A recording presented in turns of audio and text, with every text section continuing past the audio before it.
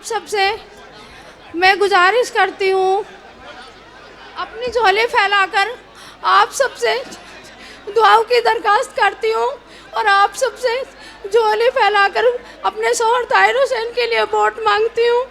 आप सब मेरे शौहर ताहिर हुसैन के लिए वोट कीजिए प्लीज़। आप सब हमारा साथ दीजिए, मेरे शौहर को जिताइए। आपका एक वोट मेरे शौहर को मेरे बच्चों से मिला देगा। प्लीज़ प्लीज़ आप सब वोट करें, सपोर्ट करें। बैठिए, आपके सामने ताहिर भाई की अहलिया खड़ी हैं, इज्जत के साथ मौका दीजिए। सुनिए, देखिए सभी लोग बैठ जाओ। पीछे जो एलईडी हमारी लगी हुई है, आपके खड़े होने से वह सिग्नल नहीं पहुंच रहा है, एलईडी बंद हो रही है।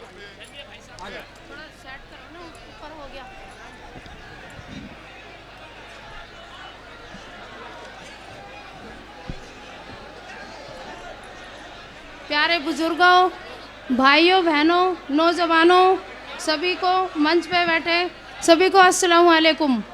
उवैसी साहब का और मंच पे बैठे सभी का तहे दिल से शुक्रिया। मैं हाजी ताहिर हुसैन की बीवी होने के नाते आप सबसे गुजारिश करती हूँ, आप सब तक अपनी बात कहना चाहती हूँ।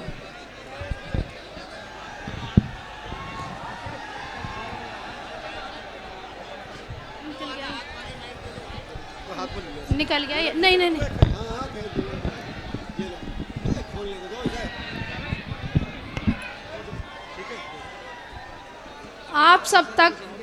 आप सबसे गुजारिश करती हूँ, आप सबसे अपनी बात कहना चाहती हूँ।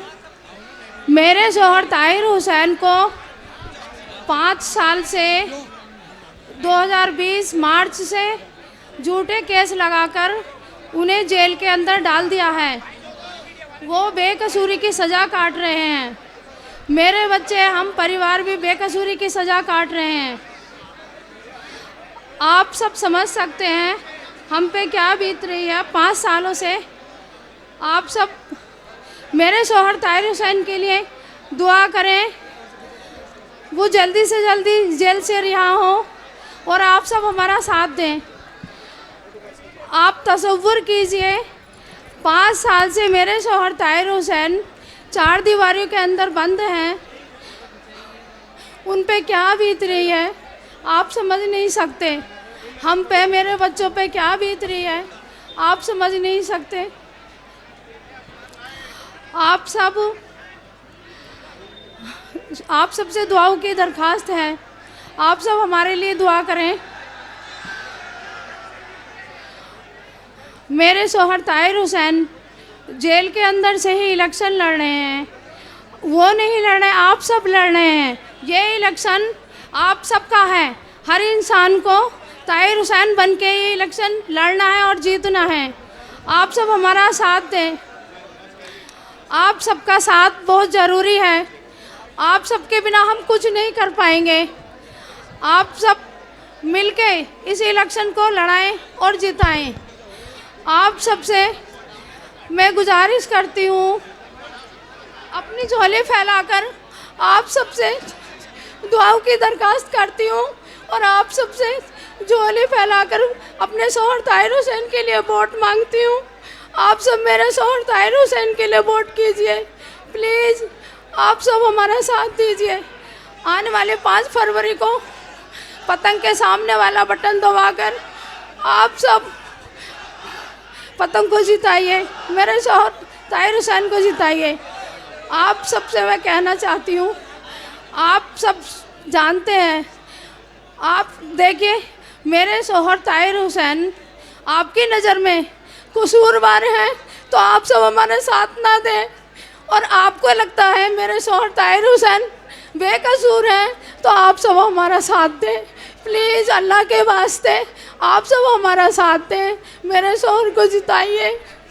आपका एक वोट मेरे शौहर को मेरे बच्चों से मिला देगा। प्लीज़ प्लीज़ आप सब वोट करें, सपोर्ट करें।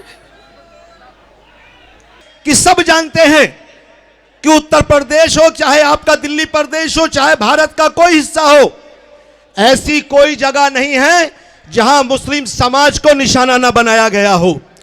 और इस निशाने से बचने का जो फार्मूला था, जो तरीका था, अगर वो किसी के पास है तो सिर्फ और सिर्फ वो नेताओं के पास होता है, जिसकी पार्टी होती है, जिसका झंडा होता है, जिसका डंडा होता है, जिसका चुनाव निशान होता है, वही समाज इस देश में और परदेश में इज्जतदार कहलाता है, वरना किसी की इज्जत नहीं होती। अगर आपको भी इज्जतदार बनना है, वरना याद करो इसी देश में एक समाज ऐसा रहता था जिसको आप और मैं जाटव समाज कहते हैं, दलित समाज कहते हैं, जिसने इस भारत के अंदर इतने बुरे दिन देखे थे कि भारत के अंदर किसी समाज ने इतने बुरे दिन नहीं देखे होंगे। उनके गले में हांडी बांधी जाती थी, अगर ये थूकेगा तो इसके थूक से जमीन नापाक हो जाएगी। उसकी कमर से झाड़ू बांधी जाती थी, अगर ये चलेगा इसके पैरों के निशान से ये जमीन नापाक हो जाएगी। उसके हाथ का छुआ कोई पानी नहीं पीता था, उसको मंदिर में घुसने नहीं दिया जाता था। अगर कुत्ता चला जाता था तो देवी देवता नापाक नहीं होते थे, लेकिन अगर दलित भाई चला जाता था तो देवी देवता नापाक हो जाते थे। आखिर कौन सी चीज उनके पास आ गई, कौन सा फार्मूला उनके पास आ गया कि इसी देश में एक बाबा साहब भीमराव अंबेडकर के मिशन को लेकर मान्यवर काशीराम उठे और मायावती जी के हाथ को पकड़ा और इस देश और प्रदेश में किसी को गाली नहीं दिया, किसी को बुरा नहीं बोला, किसी को डंडा नहीं मारा, किसी से झगड़ा नहीं किया। क्या कहा? सिर्फ एक बात कहा मायावती काशीराम जी ने, लोगों याद रखना कि जब भी चुनाव आ जाए, चुनाव के बीच में मैं जिसको भी तुम्हारे बीच में अपना टिकट देके भेज दूं, तुम उसकी जात ना पूछना, उसकी बिरादरी ना पूछना, उसकी दाढ़ी ना देखना, उसकी टोपी ना देखना, अपना वोट उसको देके घर चले आना। तुम इस देश में राजा बना दिए जाओगे। आप फैसला करो, वो कौम के जिसके बच्चों की बारातें कभी घोड़े पे चढ़ने देने की इजाजत नहीं थी, जिनकी बहन बेटियों की आबरू को लूट लिया जाता था, लेकिन जब मायावती और काशीराम जी ने यह काम किया, उन्होंने सबको टिकट दिए। पंडित जी मार रहे थे, टिकट दिया। ठाकुर जी मार रहे थे, टिकट दिया। बनिया भाई पीट रहा था, टिकट दिया। बहन जी ने, काशीराम जी ने सबको टिकट दिया। और सबको टिकट देने के बाद में जब देखा इसी भारत के अंदर, तो भारत की राजनीति के अंदर उबाल आ गया। आप देखो उबाल कैसे आता है, इस देश की राजनीति में उबाल कैसे आता है। आओ गौर करो मेरे दोस्तों, सिर्फ 5 मिनट 10 मिनट आपके बीच में आपके जहन को खोलने की कोशिश कर रहा हूं। माहौल कैसे बनता है, कोशिश करो। इस देश और प्रदेश के अंदर जितनी हुकूमतें बनती और बिगड़ती है, इस समाज की पार्टी होती है, जिस समाज का नेता होता है, उसी समाज की इज्जत और आबरू महफूज रहती है, उसी समाज का वकार महफूज रहता है। वरना जिसकी पार्टी नहीं, जिसका नेता नहीं, जिसका अपनों में से अपना सियासी लीडर नहीं, जिसका अपनों में से अपना सियासी अमीर नहीं, उसको कोई नहीं पूछा करता, उसको कोई नहीं पूछता। आप याद करो, आजादी के बाद में एक ही पार्टी हुआ करती थी, कांग्रेस पार्टी। काफी लोग कांग्रेस पार्टी को वोट देते थे। क्या भूल गए कि कांग्रेस पार्टी की हुकूमत थी, मेरी उर्दू जुबान को खत्म कर दिया गया। कांग्रेस की पार्टी की हुकूमत थी, मेरे आरक्षण को, रिजर्वेशन को खत्म कर दिया गया। ऐ मुस्लिम कौम के लोगों, तुम नहीं जानते कि रिजर्वेशन आज मुसलमानों का होता, अगर मुसलमान का रिजर्वेशन कांग्रेस पार्टी ने अगर खत्म ना किया होता, आज हम भी हुकूमत में बैठे होते। आज हमारे बच्चों के कांधों पे सरकारी राइफल होती, हमारे भाइयों के सीने पे सरकारी वर्दी होती, हमारे बच्चों के हाथों में सरकारी कलम होता। लेकिन किसने किया? यही जालिम कांग्रेस ने किया। इसी कांग्रेस की ज़ेरे हुकूमत में हमसे हमारा रिजर्वेशन छीन लिया। और आज कहते हैं असदुद्दीन ओवैसी जो आया है, ये वोट काटने के लिए आया है, ये MIM पार्टी खड़ी हुई है, ये सिर्फ मुसलमानों की बात कर रही है। मैं आपके द्वार में छोड़ता हूं, ऐ मेरी कौम के लोगों, और जो मेरे हिंदू भाई भी मेरी आवाज को सुन रहे हैं, गौर से सुनो। आजादी के बाद में जो लोग हम पे इल्जाम लगाते हैं कि ये MIM वाले सिर्फ मुसलमानों की बात करते हैं, और से सुनो हिंदू मुसलमानों, जितने भी मेरी आवाज को सुन रहे हो, याद करो आजादी के बाद में इस देश के अंदर मेरी कौम का एक बेटा था जिसको पूरी दुनिया मोहम्मद अली जिन्ना के नाम से जानती है। मेरी कौम का बेटा था, उसने पाकिस्तान बनाया था और इस देश के मुसलमानों से कहा था, आपके और मेरे आबाओ अजदाद से कहा था, आओ मुसलमानों, हमने तुम्हारे लिए पाकिस्तान ले लिया है। लेकिन मैं सलाम करता हूं, इसी दिल्ली की जामा मस्जिद पे खड़े होकर आपके और मेरे बड़े बूढ़ों ने कहा था, ऐ जिन्ना जा, तुझे तेरा पाकिस्तान मुबारक, हिंदुस्तान हमारा है, हम हिंदुस्तान में रहने का काम करेंगे, हिंदुस्तान का खाएंगे, हिंदुस्तान का पिएंगे, हिंदुस्तान में जिएंगे, हिंदुस्तान में मरेंगे, और मरने के बाद दो गज जमीन होगी वो तेरे वतन पाकिस्तान की नहीं बल्कि मेरे वतन हिंदुस्तान की होगी।